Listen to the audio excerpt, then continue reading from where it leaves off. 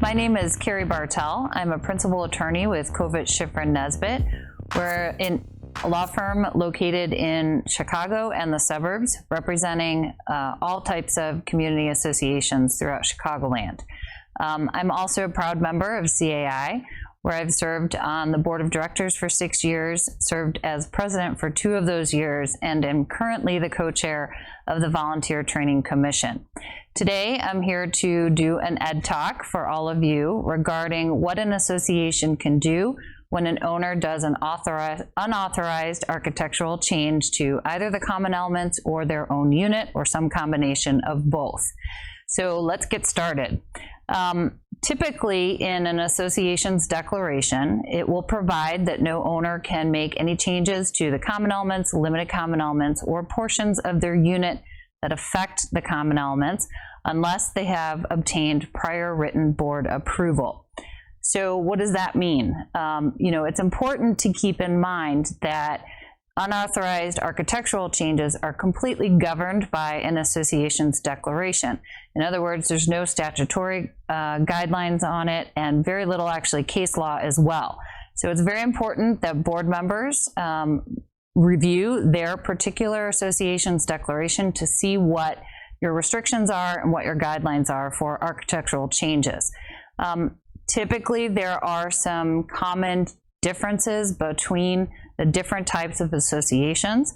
So for a condominium association, you usually as a board have control over any changes to the common elements, limited common elements, or the unit, insofar as the changes to the unit will affect the common element systems. In a townhome association, you usually have control over the common elements and then the limited common elements or exterior portions of the unit. For a homeowners association, this is really where we get the widest variety of where a board has control, as a homeowner may have complete control over what they can change on their lot, or there may be restrictions, again, which are typically exterior changes to help maintain uniformity throughout the property. So let's talk a little bit more about condo associations. That's what most of us live in. So a question often comes up about what to do with owners that make interior repairs to their unit. This could be something as simple as painting the walls to completely renovating the unit and pushing, walls in different locations, or restructuring where the kitchen is. I've seen that happen as well. So interior repairs become critical to board oversight when it affects the common element systems or the structural portions of the property. So something like removing a wall could be nothing if it's not a load-bearing wall, or it could have catastrophic impact on other units that are above that unit. So what I generally recommend when we're looking at adopting rules and regulations, and we'll kind of talk about rules as we go through this ed talk, because the rules are very important. When you're drafting rules and regulations about interior repairs, the more specificity you can give with regard to what must be approved and what doesn't need to be approved, the better off you're going to be, as owners may want to start renovating their units. Again, something like painting walls, we don't really care about. That doesn't matter. However, another good example that comes up is changing floor coverings. If an owner wants to go to what is normally a wall-to-wall carpet in their unit to hardwood floors, there's a lot of architectural oversight that needs to be happening in order to ensure soundproofing and other sort of protection for the surrounding units. So make sure you're talking to your association's attorney about what you can and cannot control. The next thing that we need to talk about with regard to architectural changes is what should be involved in the approval process. Again, many declarations will establish an architectural review committee, and that's provided for in your declaration. Other associations just have general authority to adopt committee structure. So an architectural review committee is a great way to, one, engage non-board member participants and owners in your association. Also takes what can be a significant time involvement off of your board of directors. So the approval process generally should be that an owner has to submit a written request in writing to the board detailing what they want to do with their property, whether that's inside or outside. That application should include, again, detailed specifications as to what they want to do. Often the contractor's proposal is included, so you can see who the contractor is, kind of do your due diligence. Engaging an expert or consultant, I think, is very important, because a lot of times our board members are not experts in plumbing or electrical or even balcony replacements, whatever you can think of. So it's good to have that outside opinion to just give the board some assurance that the work intended by the owner is okay. And I'll go back to this point, especially when you're talking about moving or installing new plumbing or new electrical systems to the unit. You want to make sure that you have an outside opinion, because it can affect the entirety and the impact of the system for the rest of the units. I see this happen a lot with our associations downtown, where you have older plumbing stacks or older electrical systems. So you want to make sure that that tie-in for the new work inside a particular unit doesn't negatively affect everybody else. Then once you go through the approval process and you have the documents in hand, the next thing that every board should make sure you know up front is what are the timing requirements that may be dictated by your declaration. I would say in about half of the declarations I see, there is language in the declaration that says that the board must provide approval of an architectural alteration request within a specified time period. In other words, 30 days or 60 days. And some of those provisions provide that if the board does not respond within that specified time period, it is deemed approval of the particular request. So you need to make sure, if you have those types of time requirements on when you have to respond to an architectural request, and if you don't have that language in your declaration, I still think it's a good idea to put one in your rules and regulations so that both the board and the owner have an expectation as to when a response will be provided. Another note, just kind of something I've seen with other associations, some will put in language in the rules that says if an owner requests an expedited review of their architectural application, that is an additional fee. So it's just something to keep in mind, because I know sometimes owners are like, I got to get this done because I'm having a huge party and I want to make sure I have XYZ ready to go. So it shouldn't put an extra burden on the board. So now we're going to get to the question of why we're here, and that is, what do you do when somebody makes an architectural change anyway, and they don't go through the proper process as dictated by your declaration or the rules? So what are our enforcement options? Again, the majority of declarations provide that the board has 3 options in the event that an owner makes an unauthorized alteration, addition, or improvement to either their unit or the common elements or limited common elements. Those are: the board could ratify the change by the owner and say, you know what, you messed up, you didn't go through the process, but we ultimately think it's fine, and we're going to approve it after the fact. The second is for the board to ratify the work that was performed by the owner, but include conditions on that approval. What does that look like? That could be anything from, okay, owner, we think it's okay, but we want to engage an outside expert to tell us that the work that you performed is not going to negatively affect the building, and you're going to pay for those costs.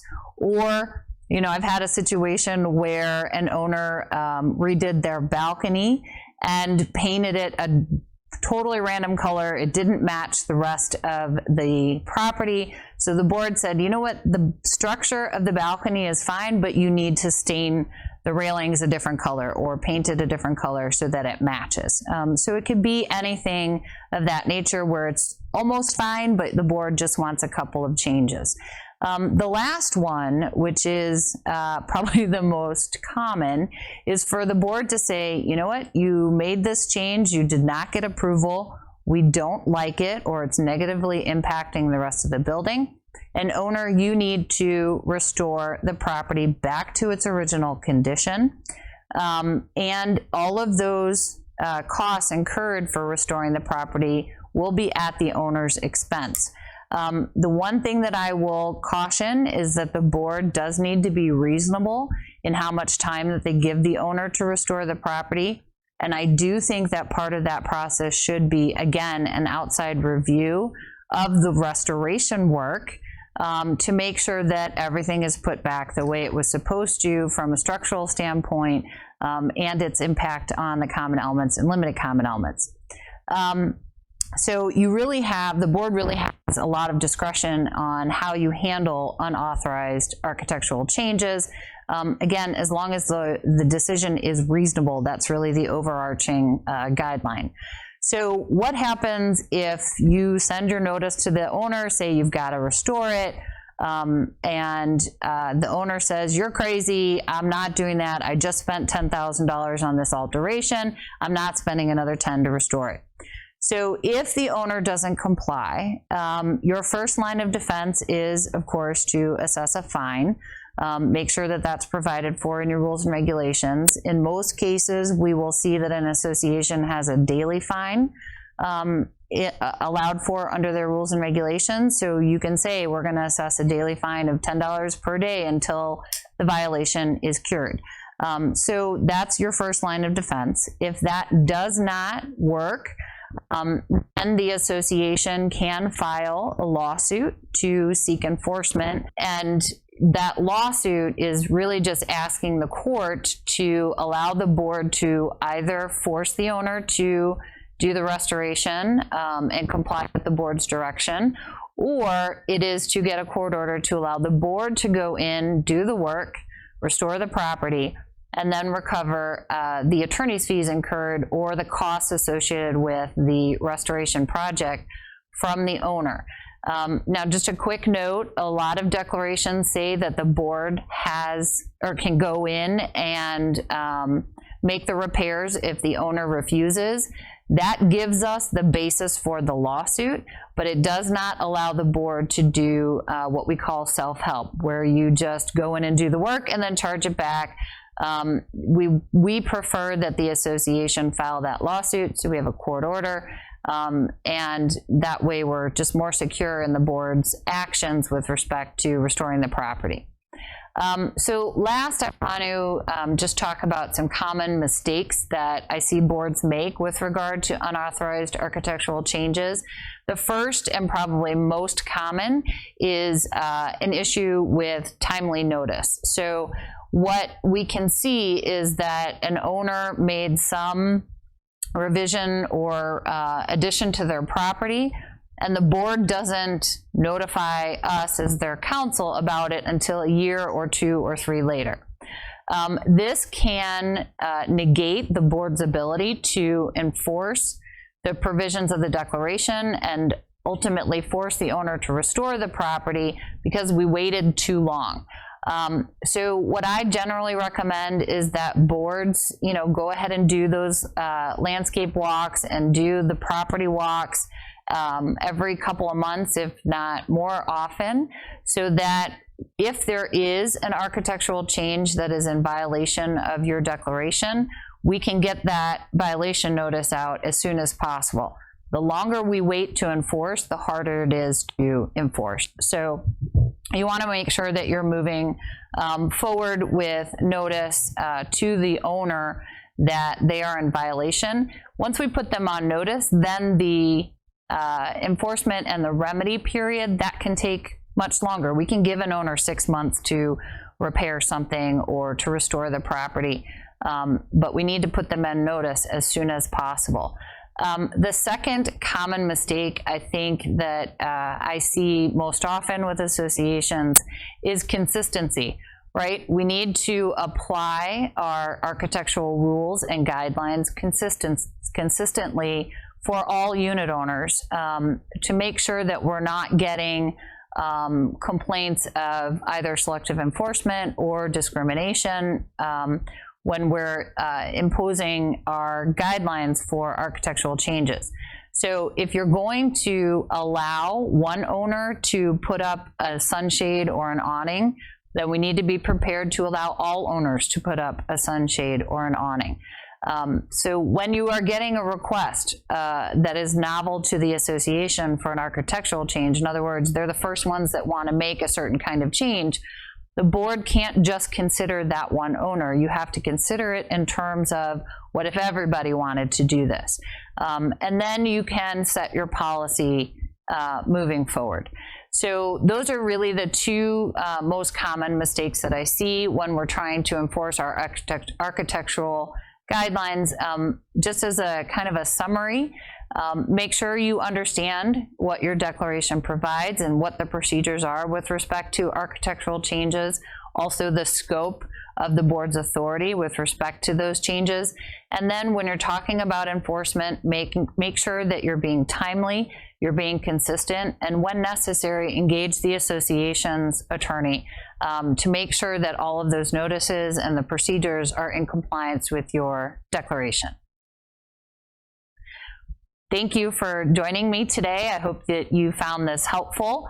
And certainly, I know we'll have other ed talks on other topics, so feel free to come back to CAI and check those out as well. Thank you so much.